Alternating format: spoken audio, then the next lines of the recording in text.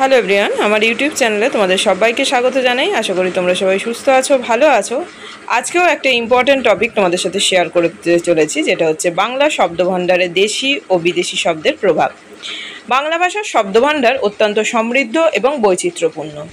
এই ভাষার শব্দভাণ্ডারে দেশীয়, দেখো আমি ব্র্যাকেটের মধ্যে লিখে দিয়েছি, মূলত ভারতীয় উপমহাদেশের বিভিন্ন ভাষা, ও বিদেশি এটাও লিখে দিয়েছি, দেখো ভিনদেশীয় ভাষা। উভয় ধরনের শব্দের যথেষ্ট প্রভাব রয়েছে। যেমন দেখো, ইতিহাস, রাজনীতি, বাণিজ্য, ধর্মীয় প্রসার ও সাংস্কৃতিক লেনদেনের মাধ্যমে বাংলা ভাষার বিভিন্ন উৎস থেকে শব্দ দেশি ও বিদেশি উভয় প্রভাব নিয়ে আলোচনা করা হলো। দেশি শব্দের প্রভাব। দেশি শব্দ বলতে মূলত ভারতীয় উপমহাদেশের বিভিন্ন ভাষা ও উপভাষা থেকে আগত শব্দকে বোঝানো হয়। তৎসম শব্দ, সংস্কৃত ভাষা থেকে সরাসরি আগত শব্দ। উদাহরণ দেখো, সূর্য, চন্দ্র, শিক্ষক, পাঠশালা, ধর্ম, শান্তি। তারপরে দেখো তদ্ভব শব্দ, সংস্কৃত শব্দ বিকৃত হয়ে বাংলায় এসেছে। ঘর, ব্র্যাকেটে দেখো দিয়ে দিয়েছি, মানুষ। তারপরেও দেখো চোরা, চৌর, খায়, খাদ, সব ব্র্যাকেটের মধ্যে দিয়ে দেয়া আছে কিন্তু। দেশজ শব্দ, অসংস্কৃত উৎস থেকে বাংলা ভাষার নিজস্ব শব্দ। উদাহরণ মা, বাবা, খেলা, ধরা, ঝরা, গাছ। আঞ্চলিক উপভাষা থেকে আগত শব্দ, বাংলার বিভিন্ন অঞ্চলের উপভাষা থেকেও অনেক শব্দ মূল ধারার ভাষায় গৃহীত হয়েছে। উদাহরণ বগা, ডেকচি, হাঁড়ি, কুড়ে প্রভৃতি। বিদেশি শব্দের প্রভাব।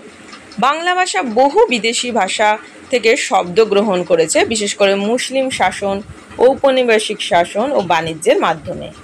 আরবি ও ফার্সি শব্দ, ইসলাম প্রচার ও মুসলিম শাসনের কারণে বাংলা ভাষায় আরবি ও ফার্সি শব্দের ব্যাপক প্রবেশ ঘটে।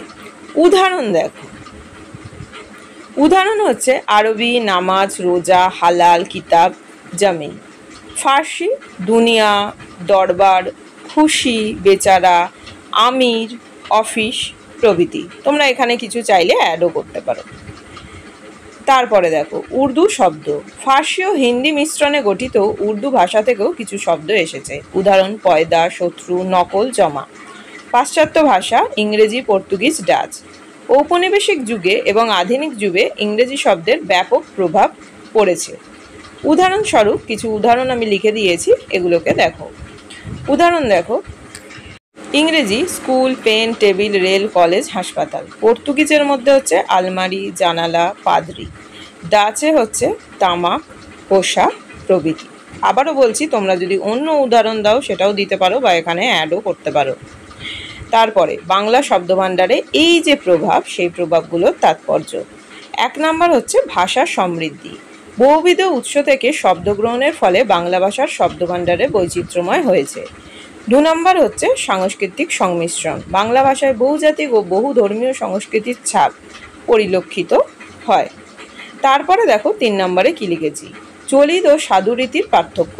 বিদেশি ও দেশি শব্দের মিশ্রণে বাংলা ভাষার নানা স্তরের ভাষারীতি গঠিত হয়েছে। 4 ভাষার ব্যবহারগত নমনীয়তা। বহু সংখ্যক শব্দ থাকায় বাংলা ভাষা নানা বিষয়ে অভিব্যক্তিতে সক্ষম। তারপরে দেখো আমি এখানে একটা উপসংহার লিখে নিয়েছি, সেইটা দেখো। বাংলা ভাষার শব্দভাণ্ডারে দেশি ও বিদেশি শব্দের প্রভাব তার ঐতিহাসিক পথ চলা ও বহুজাতিক সংযোগের সাক্ষ্য বহন করে। এই প্রভাব শুধু ভাষাকে সমৃদ্ধই করেনি, বরং এটি গ্রহণযোগ্য ও অভিযোজনশীল ভাষা হিসেবে বাংলা ভাষার অবস্থানকে দৃঢ় করেছে। আজকে ভিডিওটা এখানেই শেষ করলাম। নেক্সট তোমাদের সাথে অন্য কোনো টপিক নিয়ে আলোচনা হবে।